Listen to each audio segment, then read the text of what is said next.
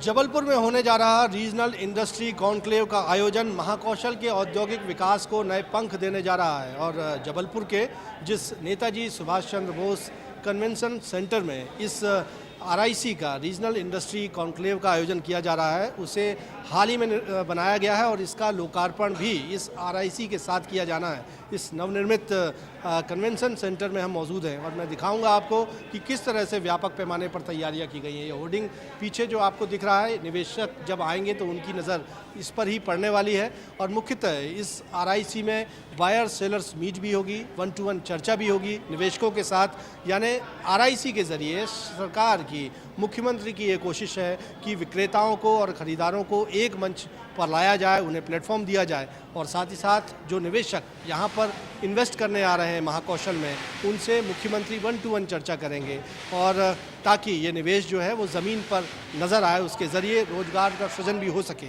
और ख़ास तौर पर महाकौशल अंचल की जब हम बात कर रहे हैं तो 5 कोर सेक्टर्स इस पर चुने गए हैं, जिसमें माइनिंग, मिनरल्स है। महाकौशल अंचल खनिज संपदा से भरपूर है, यहाँ पर निवेश की असीम संभावनाएं हैं।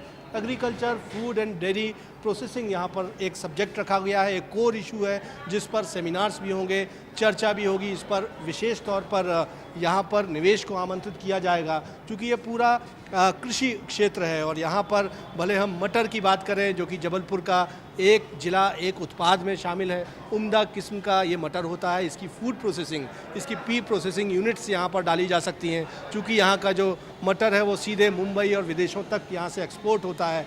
डिफेंस एक कोर इशू है क्योंकि रक्षा क्षेत्र में पहले ही 5 आयुध निर्माणियाँ जबलपुर में दशकों से काम कर रही हैं। यहाँ पर सेना के लिए गोला बारूद, असलाह बनाने का काम किया जाता है। तो डिफेंस सेक्टर में निजी निवेशक भी यहाँ पर आ सकते हैं। एक मुफीद लोकेशन उनके लिए है जहाँ पर वो आकर डिफेंस सेक्टर में काम कर सकते हैं। साथ ही साथ टेक्सटाइल एंड गारमेंट्स, जबलपुर स्वाभाविक तौर पर बीते कई दशक से रेडीमेड गारमेंट का एक बड़ा बाज़ार रहा है। ख़ासतौर पर जबलपुर में उत्पादित होने वाला सलवार सूट जो है वो दक्षिण के राज्यों में भेजा जाता है और साथ ही साथ अब नए ज़माने में जो रेडीमेड गारमेंट है यहाँ से सीधे इसका एक्सपोर्ट बाहर होता है और मुंबई के ज़रिए फिर ये देश दुनिया तक पहुँचता है।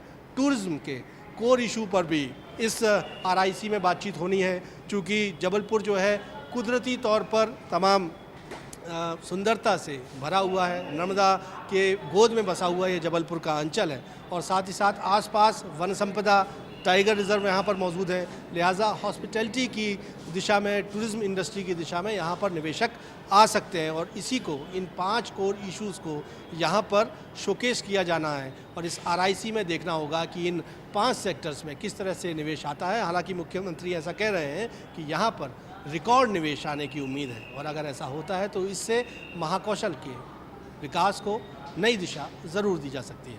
कैमरामैन सतीश सराठे के साथ विजेंद्र पांडे, IBC 24, जबलपुर।